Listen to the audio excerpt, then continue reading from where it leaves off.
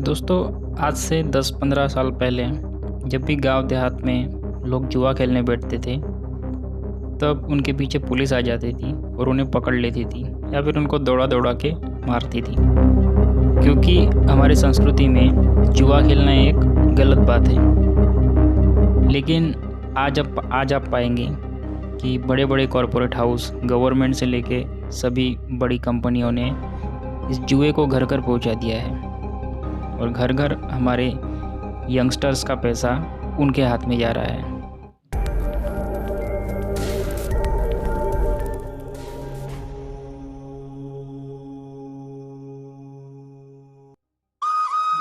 नमस्कार दोस्तों, स्वागत है आपका हमारे इस चैनल आध्यात्मिक भारत में। दोस्तों, आप में से बहुतों ने महाभारत पढ़ी होगी या फिर पढ़ी नहीं होगी तो देखी तो ज़रूर होगी टीवी पर। आप जानते हैं महाभारत का युद्ध होने के पीछे सबसे प्रमुख कारण कौन सा है? वह है द्यूत।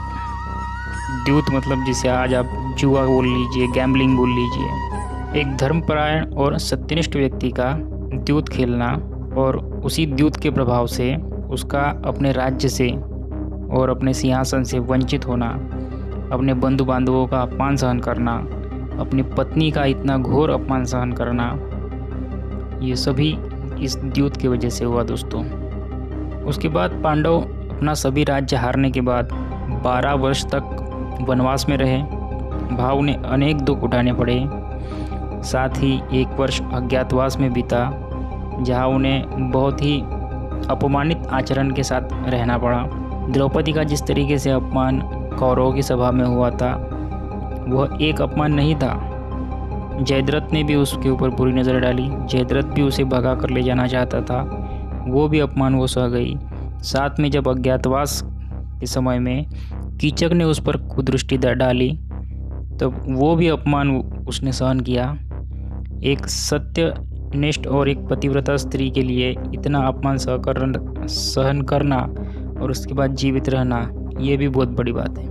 और इससे ज़्यादा दुख तो ये था कि अपने पत्नी का अपमान होते देखकर भी कुछ ना कर पाना और अपने को असहाय अवस्था में पाना, ये भी एक बहुत बड़ा अपमान है। ये भी एक बहुत बड़ा दुख था।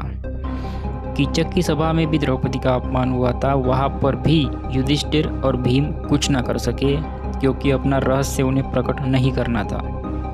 उसके बाद 2-3 दिन के बाद रात्रि में भीम ने कीचक का वध कर दिया था। दोस्तों, सभी पांडव देवों के अंश थे, फिर भी उन्हें इतना भारी दारुण दुख उठाना पड़ा सिर्फ द्यूत की वजह से। क्या देवों को ये दुख उठाना न्याय संगत है? लेकिन भगवान ने ये किया किस लिए? क्योंकि उन्हें अपने से आगे की पीढ़ियों को संदेश देना था कि द्यूत कितना खतरनाक है। दूसरों का धन अधर्मपूर्वक हड़पने से उसका क्या परिणाम हो सकता है।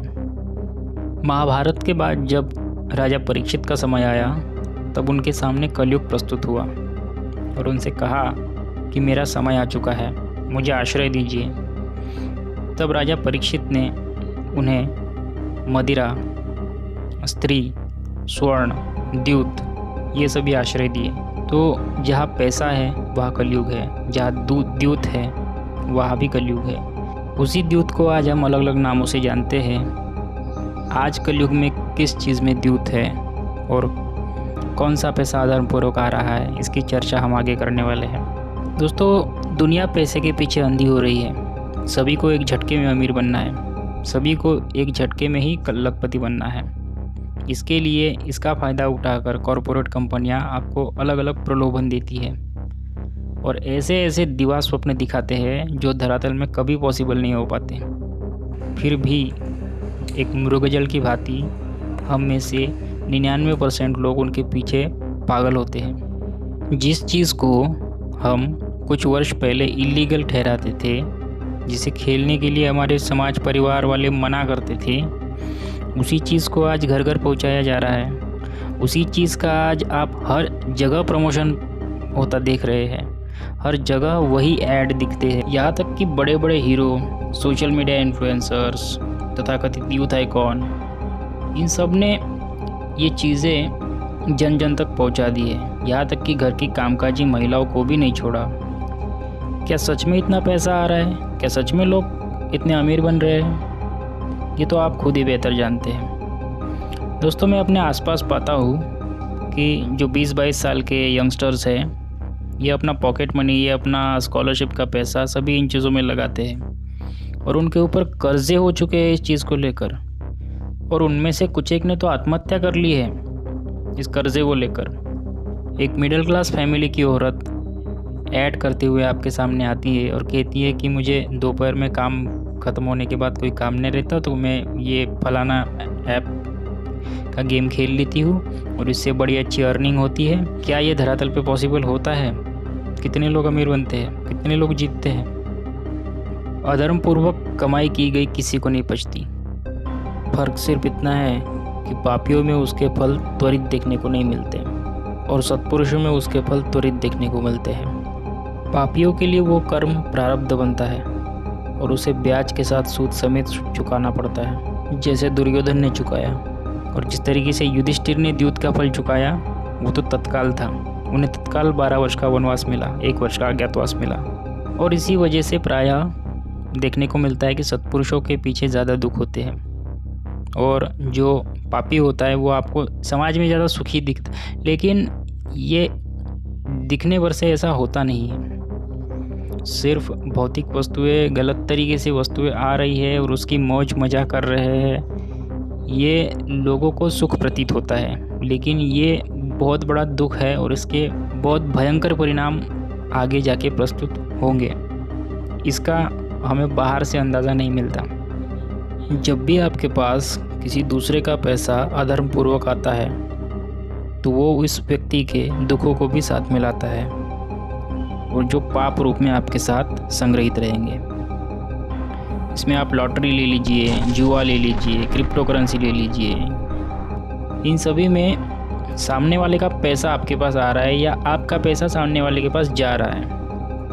और जिसका पैसा जा रहा है उसे तो दुख हो ही रहा है ना, चाहे वो 1 रुपया हो, चाहे 10 रुपये हो, चाहे 1000 रुपये हो। और वो पैसा पाप रूप में आपके साथ जमा रहता है और वो पाप स्वरूप टाइम बॉम्ब अपना समय पाकर कभी ना कभी फूटेगा। पकने के बाद फूटेगा, लेकिन फूटेगा ज़रूर।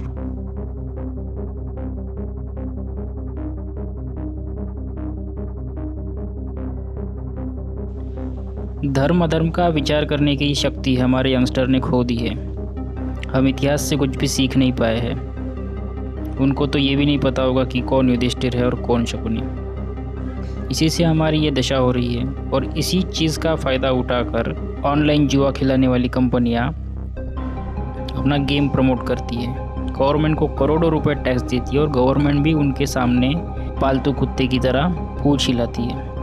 समाज को ज्ञान देने वाले बड़े बड़े एक्टर्स भी पैसे के लिए इन चीज़ों को प्रमोट कर रहे हैं।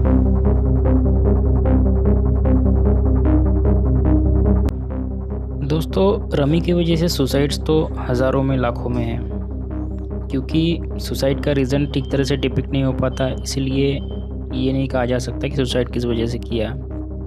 रमी की वजह से सुसाइड करने वाले स्टेट्स में महाराष्ट्र और तमिलनाडु टॉप पे है। तमिलनाडु में ये बहुत सीरियस मैटर हुआ था और अभी अभी वहाँ के राज्यपाल ने इसको रेगुलेट करने का विधेयक पास किया है। ऐसा नहीं कि हर राज्य में ये फ्रीली खेला ही जाता है, कुछ स्टेट्स में इसे बैन भी किया गया है, जैसे आसाम, आंध्र प्रदेश, ओडिशा, नागालैंड, सिक्किम, मेघालय, तेलंगाना, कर्नाटका। यहाँ पे आप रमी नहीं खेल सकते। दोस्तों, ये लोग अपना अस्तित्व गेमिंग इंडस्ट्री के नाम के पीछे छुपाते हैं या फिर इनके लॉयर कोर्ट में बोलते हैं कि ये स्किल बेस्ड गेम है। स्किल बेस्ड गेम क्या होता है दोस्तों? स्किल बेस्ड गेम उसे कहा जाता है जहाँ पे आप अपने इंटेलेक्ट और नॉलेज का उपयोग करके उस गेम में महारत हासिल करते हो और इसके लिए सतत अभ्यास की ज़रूरत पड़ती है। जैसे ड्रीम 11 जैसे गेम को कुछ हद तक हम स्किल बेस्ड गेम कहेंगे, क्योंकि वहाँ पे प्लेयर का नॉलेज होना और उनके स्टैट्स होना ज़रूरी है। लेकिन फिर भी प्रोग्रामिंग एक बहुत बड़ी शक्ति है और जो थोड़े बहुत टेक्निकल बैकग्राउंड को जानते हैं, कोडिंग या प्रोग्रामिंग कितनी बड़ी शक्ति है यहाँ पे किसी को सिस्टमेटिकली जितवाया भी जा सकता है और सिस्टमेटिकली हरवाया भी जा सकता है। किसी भी प्राइवेट सॉफ्टवेयर पर आपका डेटा आज सुरक्षित नहीं है, भले ही कंपनियां कितना भी दावा करें। किसने अपने प्रोग्राम में क्या कोड करके रखा है, ये किसी सामान्य इंसान को नहीं पता होता।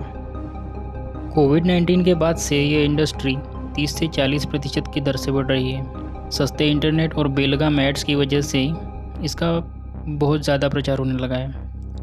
ये बात बहुत आश्चर्यजनक है दोस्तों कि गवर्नमेंट 30-40 हज़ार करोड़ रुपए के लिए इन एड्स को परमिशन देती है। गवर्नमेंट ये नहीं देख रही है कि उनकी 10-20% टैक्स के अलावा जो 70 से 80% भारतीय युवाओं का पैसा है वो उनके हाथ से छूट रहा है और उसकी वजह से सुसाइड्स और क्राइम्स ये सब भी सोसाइटी में बढ़ रहे हैं।